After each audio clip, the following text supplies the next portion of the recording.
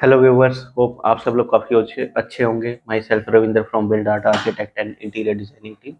सो viewers, जैसा कि हम लोग आपको बताए थे कि रेजिडेंशियल प्रोजेक्ट जो है उसकी हमारी कास्टिंग हो चुकी थी। कास्टिंग के बाद हमारे जो फर्स्ट फ्लोर पे जो ब्रिक वर्क का काम था वो चल रहा था। तो फर्स्ट फ्लोर पे ब्रिक वर्क का काम जो है वो इन प्रोसेस है। इसमें मैं आपको एक चीज़ ऐड ऑन करना चाहूँगा, वो ये कि जब हमने इसके ग्राउंड फ्लोर की स्लैब की कास्टिंग की थी, तब हमने जो इसका छज्जा है, जो बिल्डिंग के आगे की तरफ हमारी जो बैल्कनी बनती है, उस बैल्कनी की कास्टिंग नहीं की थी। पर हमने जो स्टील है, स्टील की बाइंडिंग कंप्लीट कर ली थी। रीजन बीइंग, इस बिल्डिंग का जो डिजाइन क्लाइंट ने अप्रूव किया था वो ऐसा था जिसमें फ्रंट में छज्जा नहीं आएगा, एसीपी की पैनलिंग होगी। तो हमने उसी को देखते हुए जब इसकी कास्टिंग की, तो फ्रंट की जो बालकनी है उसकी कास्टिंग नहीं की, और उसका हमने जो सरिया है वो निकाल के रख दिया कि जब भी अगर मान लो क्लाइंट का डिजाइन का चेंज करने का मन होता है, तो हम इस स्टील को फिर से ऐसे कैसे कास्टिंग करके उसकी बालकनी बना सकते हैं।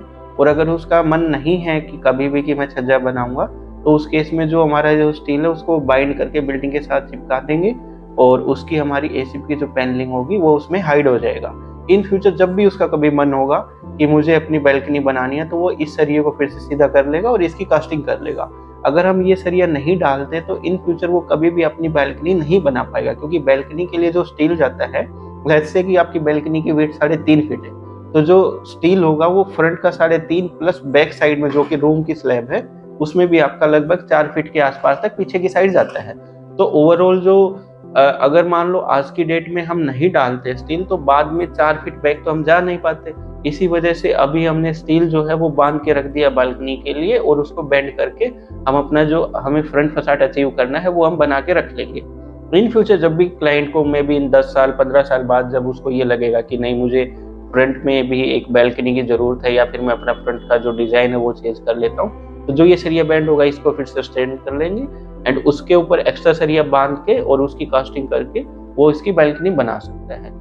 सो ये एक जो पॉइंट है वो थोड़ा सा ऐसा पॉइंट हमने टेक्निकल इन फ्यूचर को देखते हुए रखा है, जिसकी आज की डेट में हमें ज़रूरत नहीं है। सो आप देखिए इसमें दूसरा ये था कि टेक्निकली हमने इसमें जो मटेरियल है उसको फर्स्ट फ्लोर पे पहुंचाने के लिए एक आपकी पुली लगा रखी है। वो पुली क्या करती है, उसमें देखो एक ऑपरेटर काम कर रहा है, वो जो हमारा मटेरियल है, ईंटें है, क्रेशर है, सीमेंट है, वो इस ट्रॉली के थ्रू ऊपर आ जाता है। तो जिससे मटेरियल फर्स्ट फ्लोर पे इजीली पहुंच जाता है कम लेबर में, और जो मेसन जब काम करते हैं तो उनको मटेरियल की अवेलेबिलिटी जो है वो जल्दी हो जाती है, तो उनकी वर्क काम करने की स्पीड जो है वो बढ़ जाती है। सो कीप ट्यूनिंग, हम आगे की वीडियोस में आपको दिखाएंगे कि हमारा कितना ब्रिक वर्क कंप्लीट हुआ, एंड अदर जो क्या क्या प्रोसेसेस इसमें चल रही है। सो कीप ट्यूनिंग, हमारे साथ बने